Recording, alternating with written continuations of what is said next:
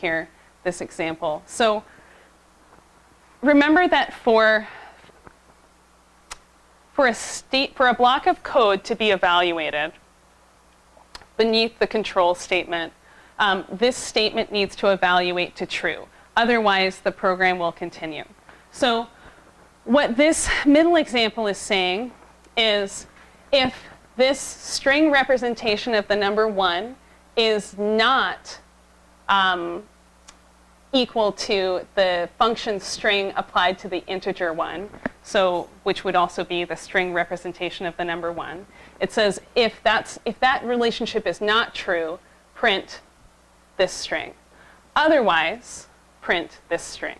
So in this case, because the string representation 1 is equal to the string representation of 1, this first code block is not going to be executed. Because this second statement does evaluate to true, this code block will be executed. And the output is what we would expect in that case. Does that make sense to you guys? Did you go over indentation? It's the same way for for loops. I didn't say that for if statements. Thank you. So it's the same syntax for a for loop. You have you would write if or elif for else if or else. Your control statement followed by a colon, and then the block of code that would be executed if that statement evaluated to true is indented by 1 tab. And in this case, you can't just do 4 spaces, right? Usually 4 spaces is equivalent to a tab. Python expects an actual tab character. I think maybe in some interpreters you might be able to use the spaces, but I just find it safer to work with tabs. Python's very sensitive to the indentation because it's really the only way that the language knows when a loop or conditional statement is starting. So it's important to keep mind of that. Bart, you look like you're cooking up a question. So when you, on that example that you're showing, it says not string 1, print not a string, but then on the same thing it has the same else if. That's the else if. Yes. Yes, so this is, sorry, I probably should have made sure. This is why I don't like the layout of this slide. I think I really have to, yeah, I should really just have made it one example because I just didn't make the boxes wide enough for this to still be indented. Yeah, so I'll fix that so it's much clearer. Yeah, thanks for pointing that out. So this is just a simple code example. I think I actually put this in one of the demos. But just a simple code example of sorting some values into even and odd numbers. And I have to say that the module, or the modulo operator that we talked about earlier, this is the only time that I have ever found it helpful, is to be able to test it if a number is an even number or an odd number. I really haven't found the modulo operator to be what I would consider essential, but maybe I'm just not clever enough. I don't know. But what we're going to do here in this block of code, what it's saying is, I have again stored a list of numbers. In this case, they're integers, and I've defined that list as the a variable that I'm calling input, which was probably a mistake, but that's okay. So what I'm saying is that I'm creating here a for loop so that I'm going to iterate over every value in that list. So for every element in the list that I've defined as input under that variable name, I'm going to go through a logical test now. I'm going to say if the element is even, which would be evaluated by seeing if the modulo is equal to 0, right? If I try to divide this number by 2 and there's no remainder, then I have an even number, right? So that's the test to see if I have an even number. If that statement evaluates to true, then I will append that value to my list for even numbers. If that value is not, or if that statement is not true, then I'll just put that value in the list that I saved or that I set up to put odd numbers into. So when this code runs, what we should get is these 2 output lists that we saved. So I have my evens and my odd outputs. And I have a couple of code examples in the demos, I think, that actually use those. So I think when I was taught programming, I was taught to use what are called implementation algorithms.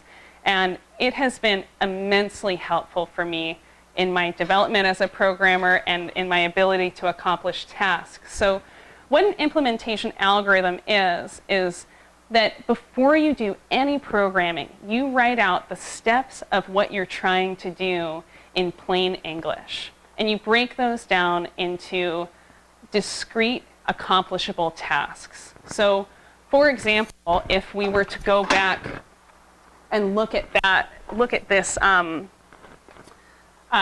this simple code here for splitting things into evens and odds, you'll notice that I have each line of code here with a comment above it. And a comment in Python is any line of code that starts with this pound sign. That's a line of code that won't actually be run by the programmer, but it's meant to be read by someone who is trying to run the program. And it's a way of leaving breadcrumbs for yourself, essentially, and saying, this is what this block of code is doing in plain English. So what I'll typically do is I'll write out an implementation algorithm, and then I'll write my code beneath each of those steps as a comment. So right here, the implementation algorithm would be define the input and output lists, iterate over the inputs, and then decide whether or not that value is even or odd and store it in the output.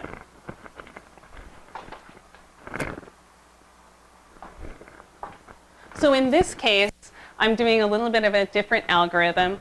What I want to do is I want to calculate the average of a list of values. And I think in Python 3 still there is not a native or base function for calculating an average for some reason. So what you have to do is you calculate a sum, and then you divide that sum by the number of elements that were in the list, right? You just manually calculate the average. And so what we'll do is, the first thing we'll do is we'll define an implementation algorithm. So the first thing that we're going to do is we're going to define the list of values that we want to calculate an average of. We want to calculate the length of the list, or how many values are in that list, so we know how many numbers we need to, we know the value that we need in our denominator. Then we're going to calculate the sum of all of those values. Then we're going to divide the sum by the number of values in that list, or by the length of that list. So I'm going to go ahead and execute that implementation algorithm here. The first thing I'm doing is I'm defining a list of numbers, and I'm assigning that to a variable called input. I'm now going to define a variable capital N, and I'm going to assign the length of that input list to that variable. So when I do a length of a list, what I'm really doing is counting the number of elements, or the number of numbers in that list in this case. Now what I'm going to do is I'm going to use this native function called sum in Python, and I'm going to apply that to the input list. And what that's going to do is it's just going to add up all the values in that list. I'm going to save that as a variable called sum_input. Excuse me. Now, to calculate the average, I'm just going to divide the value I stored under the variable sum_input by the number of values in that list. I'm going to save that as this variable average input.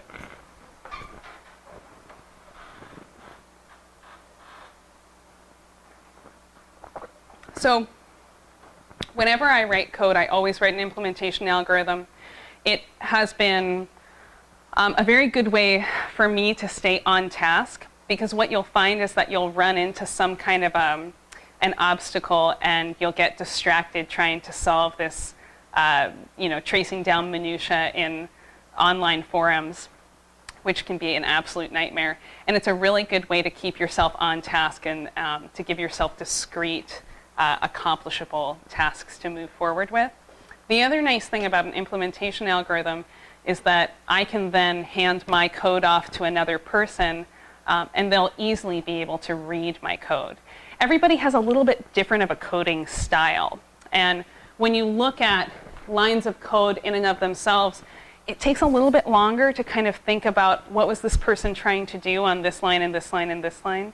It makes it a lot easier if you comment most of your code, or include an implementation algorithm, that at least gives another person an idea of what you were trying to accomplish. And it might even help them find bugs in your code that you were unaware of. So it's a very good practice as a programmer to include lots and lots of comments in your code. Another reason that's really, really helpful is, I've written scripts before and then come back to it months later and realized I have no idea what this does. And it takes a lot of time for you to read through the code and to remember, okay, this is why I made this decision here, or why I chose to do this, operation here. It's a much bigger time saver for yourself to just comment a couple lines of code ahead of time, or preferably nearly every line, and save yourself a lot of headache later. So. And then in terms of resources, if you are a completely new Python programmer, or you haven't used the language in a long time, I highly recommend going to codeacademy.com and making an account. And you can do it for free. Every time you do one of these things, there's always, they try and get you to upgrade to some pro account, and you don't need that. They have a free Python course that you can take. And I do these things all the time. This is how I usually will start off learning new languages, or how I'll refresh my memory on things like syntax or different data types. So that's a really good way to go. I think the intro Python course probably wouldn't take you more than 10 hours to get through the whole thing, which sounds like a lot, but honestly, programming just takes a lot of time anyway. So I got to tell you, 10 hours isn't a whole lot of time. At python.org, you can get some direct documentation that way and run through lots of tutorials if you don't want to do a more sort of formalized classroom type thing. And user forums. I use Stack Exchange, specifically Stack Overflow. So Stack Exchange is sort of a collection of different forums online. Stack Overflow is the specific forum for computer programming. And so when you Google a question about Python, most often the forum that it will come up in is in Stack Overflow. So forums are a really great thing. It's definitely something to be, you have to be mindful that these are just other people who aren't necessarily verified experts, and they're sharing their opinion.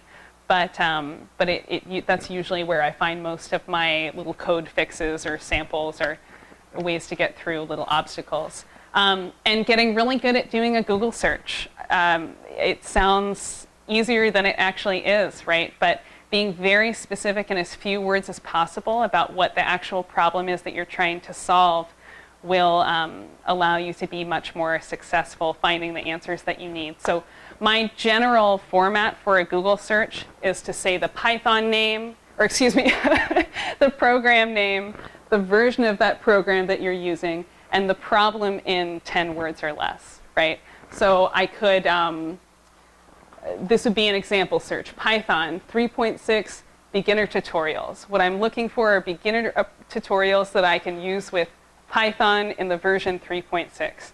That would be a great Google search for you guys to do if you haven't used Python before, right? And you would probably come up with a number of tutorials. You would probably come up with, search results for going to python.org or going to Code Academy. So that would be a really good place to start. And then my contact info, I think you guys know where my office is. It's down in the C wing, and it, unfortunately, I have an unlabeled office. So we have I don't think this is even I don't think that's even the formal office number. We have a little bit of a debate of within the office of what our actual office number is. So if you go to the C wing and you go all the way to the end of that hall, you'll see a door with a little red Post-it note on it, and it's probably C460 or 461. That's the debate that we're having right now, and it's in the lab portion of that, not in the grad office, if that makes sense. And obviously, if you can't find my office, somebody will be able to point you towards it, or you can just write me an email directly. In this seminar, I'm really just going to be talking about Python, but of course, if you have questions or you're working in other languages, I do have various levels of proficiency or literacy in other languages, so I can certainly help you. I am primarily a MATLAB and Python user, although I used to be very good with JavaScript, and I do know some Fortran now. I'm learning how to edit Fortran programs, so I could certainly help you with that. Before we look at any of the code samples, do you guys have any questions right now? What is, actually, maybe I should have done this at the beginning, but can you guys just tell me a little bit about your own experience in terms of programming? How much, Bart, why don't we start with you? I'm very much a beginner. I've had a few basically homework assignments that's forced me to use Python. Okay. And just learning enough to accomplish those homeworks. Okay, so you're a beginner. You have been able to apply some basic operations to get a homework assignment done. Were you editing a script that somebody gave you, or did you write your own script? So I had to do two different ones. One of them was in editing the scripts, and then one I had to write from scratch. Okay, so you've had both experiences, and that's good. What about you, Frank? I started off in MATLAB a long time Yeah. ago, and then moved into Python probably about 5 years ago, 4 or 5 Yeah, years ago. yeah, And I consider myself to be a kind of intermediate user. I'm not a software developer, like Yeah. I program like a software developer program, like Yeah. oriented. I mainly just program scripts to accomplish what I need to accomplish. yeah. I mean, you and I probably have very similar backgrounds or abilities. I would consider myself an intermediate to intermediate plus user, but certainly not advanced, right? So I also started off with MATLAB. That was the language that I learned during my undergraduate degree. And when I went to go work for USGS, they were looking for a programmer, and I said, great, I know MATLAB. And they said, cool, we don't know what that is, because it's a proprietary language, right? You have to pay for a license for MATLAB. And so, MATLAB, I think, used to be what you would consider the academic standard, whereas in industry and in the federal government, people tend to use open source languages more frequently. And so when I went to USGS, they said, that's great that you know how to program. Can you learn some open source languages? And so I learned a bunch of them, right? And that made me a better programmer for sure. But I think if you're going to choose an open source language, Python would be, I think personally, the natural choice. R would probably be another really smart one to do. But it does enable you to collaborate with more people, and it also enables you to be able to run your scripts when you no longer have access to that license, right, if it's a proprietary program. And John, I know that you've done I think more programming in C, is that right? Okay. So a little over 2 years ago, had a problem and decided to create a solution. So I taught myself C programming to microprocessors. That's amazing. And Yeah. then worked well there, and then started playing with Python. See, I like C. Yeah. Because it gives you more control.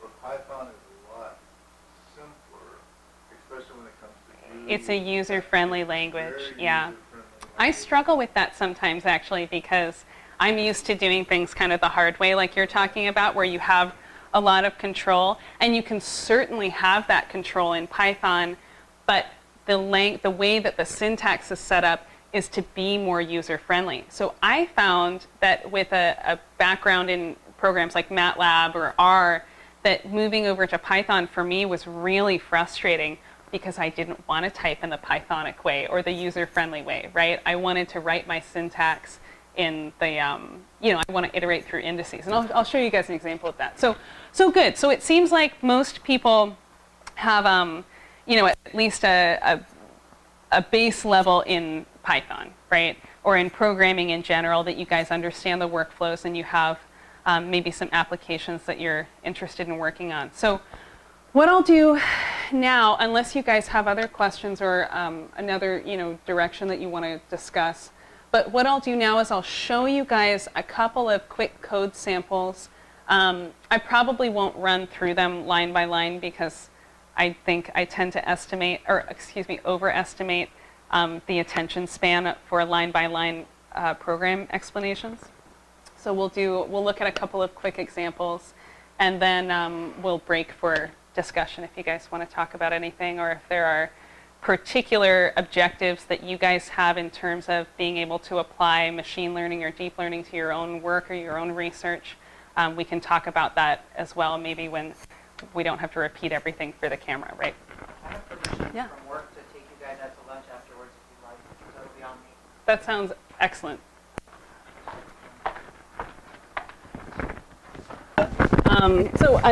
Unfortunately, I have to be over here for the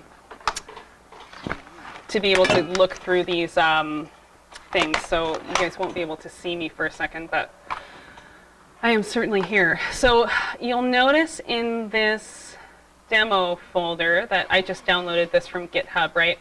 I do have some, So I do have some Python, they're called Jupyter Notebook files here if you actually wanted to run the code. And then because we can't run the code in this room, I have those actually saved as PDFs, and I'll show you that.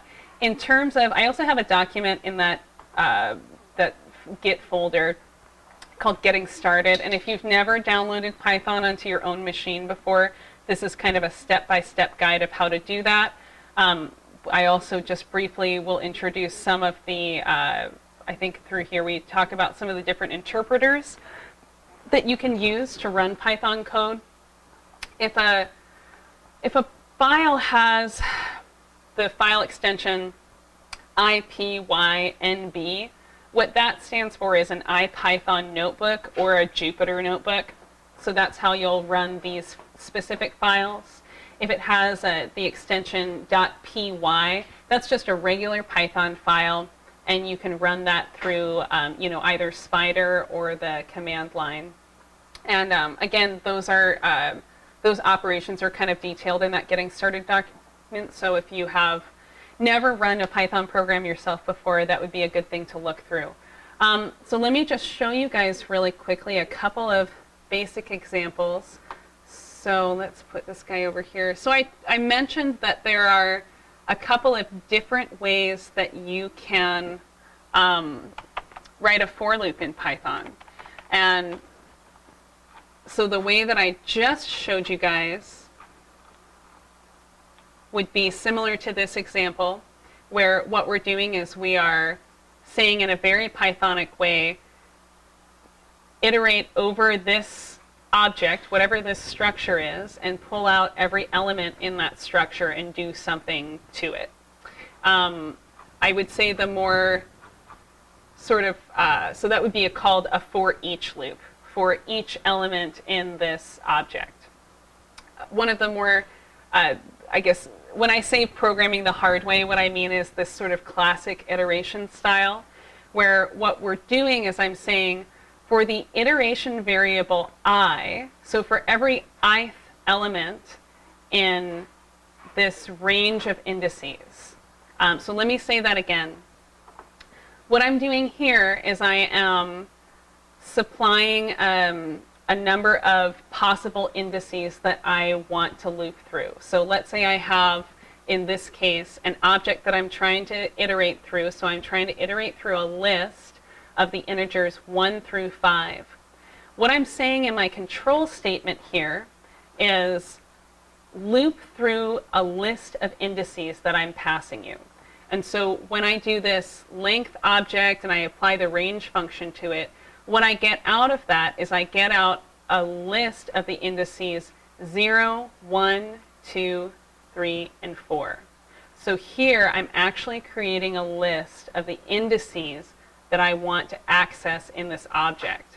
And what I'm going to do is I'm going to iterate over each index of that object. And I'm going to assign each index in this list to the variable I. So what I'm doing in this case is I am accessing the ith index of the object that I am iterating over. And I'm doing something, I think in this case, I'm also just squaring it and then storing it. So the last, what I would call iteration style would be called an enumerator loop, which is kind of a hybrid of the classic iterator loop and the for each loop. And let me scroll down. Maybe I can even page down here. Here we go. So this is an enumerate example. And in this case, what I'm going to do is I'm going to iterate over both the indices for the element and the element itself. So what I mean by that is that, and I'm going to do that by applying the enumerate function to my object. So what I can actually do in this case is I can pull out the element itself, which would just be, whichever value was stored in that current index. Or I could say get object of this index. I could slice it that way and pull it out, and it would be equal to this element keyword, if that makes sense. I would say that if you are new to for loops, try and replicate the same operation using each style of for loop and just see what works best for you. Each style of for loop is going to be better suited for different operations than others. Probably a for each loop is the easiest one to start with conceptually. So that's a very Pythonic way of programming. So you guys can certainly look through these examples and you can run them on your own computers, which hopefully have Python on them. And I am hoping that by the next session we will have the technological issues fixed. So let's all keep our fingers crossed. And here are a couple of more examples about how to iterate through different data structures. So in this case, I am iterating through each key in this dictionary. So what I've done here is I've created this dictionary called fruit dict, and I've stored key and value pairs. So my keys are these strings here for apples, oranges, and bananas, and I've stored various values associated with those keys. So let's assume this is the number of that piece of fruit that I have in a fruit bowl, right? So in my fruit dict, I have 12 apples, 10 oranges, and 13 bananas. So now in this for loop that I've written here, what I want to do is I want to iterate over each key and value pair in that dictionary. And so what I say is for each fruit in this fruit dict, what I'm going to do is fruit is going to be the key for that dictionary, and I'm printing that out with this print statement. And this next line will print out the value associated with that key. So I don't think I showed this on my dictionary slide earlier, but the way that you access a value associated with a particular key for a dictionary is with these square brackets. So I'll say get fruit dict of this key stored as this element fruit. Does that kind of make sense to you guys? That's a good thing to practice. I think if you run this, if you were to actually run this, this is the output that you would get here. And it's supposed to demonstrate, right, what a key and value pair looks like. So that would be a good thing to maybe experiment with a little bit. I'm not going to go through these other examples just because I want to be able to hopefully keep your attention for a couple more code examples. But there are different, I have a couple examples in here of iterating over different data structures and different data types if you want to experiment with those a little bit as well. I want to show you guys really quickly just a basic plotting example. So I didn't talk about this too much in my intro today, but one of the ways that I will commonly check to see if my code is working as I expect it to work is by plotting the results, right? And generally, I work with a lot of time series, and so plotting time series is pretty easy. It's just a line plot. And I want to make sure that I've done, whatever analysis I've done correctly. And also I want to view the trends over time of whatever I'm analyzing. So that's really important to be able to visualize. In Python, one thing that's important to talk about, and I don't think I mentioned this earlier, but it certainly is, I think, talked about in that Getting Started document, is that Python, and any computer language, comes compiled with what you would call the standard library or the base package. And those are functions for common tasks that just about anybody is going to have to do. So, summing a list of numbers or finding the minimum or the maximum value of a list of numbers would be really common tasks that would be included in the base package for any language. But there are additional tools that you will need to be able to perform your data analysis. And so what you need to do is you need to import the appropriate package to be able to do that analysis. So a package you can think of as a toolbox, and the individual modules within that package you could think of as individual tools. When we talk about a framework, what we're talking about is a collection of packages that are all designed to sort of sit under a larger umbrella of tasks, right? So when we talk about neural networks next week, we'll talk about Keras and TensorFlow, and those are two deep learning frameworks that have a number of packages or toolboxes within them that have tools to perform very specific tasks. So that's just a little bit of vocabulary to toss around. So probably some of the more popular data analysis packages are going to be NumPy or Pandas. Matplotlib is a very popular and very well-developed plotting package that I bring in for a lot of the time. RE is for regular expressions. Math is to do math, obviously, right? So you can, in the math package, you would find modules for things like sine or cosine, things like that. So I won't go through this line by line, but what this example is going to do, and you can see I have a nice implementation algorithm written up here, is it's going to read in an input file, which I've called integerlist.txt, and that should be in your folder that you download off of GitHub. I'm going to convert the list of strings to integers. I'm going to define some empty lists to store even and odd numbers. I am next going to iterate over my input integer list, and I'm going to sort even and odd numbers using logical statements, and you guys have seen a code example for that before. I'm then going to store my output, and I'm going to write an output file. So we're going to sort evens and odds just like we did before, but what I really want to show you guys is the plotting. And so what I'm going to use are those lists of evens and odds to plot with, just because we've already made them. Not that you would typically really want to plot even numbers against odd numbers, but I would just like to show you some numbers plotted against some other numbers, right? So the basic or default figure that you can make, if I don't specify a color or a line style, what I get is a blue line. So all programming languages will share 7 common or core colors, and those would be the same colors that you would put ink into a printer. So those would be CMYK and RGB. So CMYK is cyan, magenta, yellow, and black. K is for black, and then also white would be W, and RGB would be red, green, and blue. So I could, I'll show you guys how to use those color codes also. So what I'm doing here, I'm defining a figure from Matplotlib. I'm letting it know on that figure, please plot this X data and this Y data against each other. Please label the axes, evens and odds, and now display the plot in my console window. And this is the plot that I would get out with that set of code. If I want to change just the line color, the only piece of this code that I really have to change is I add an additional argument in the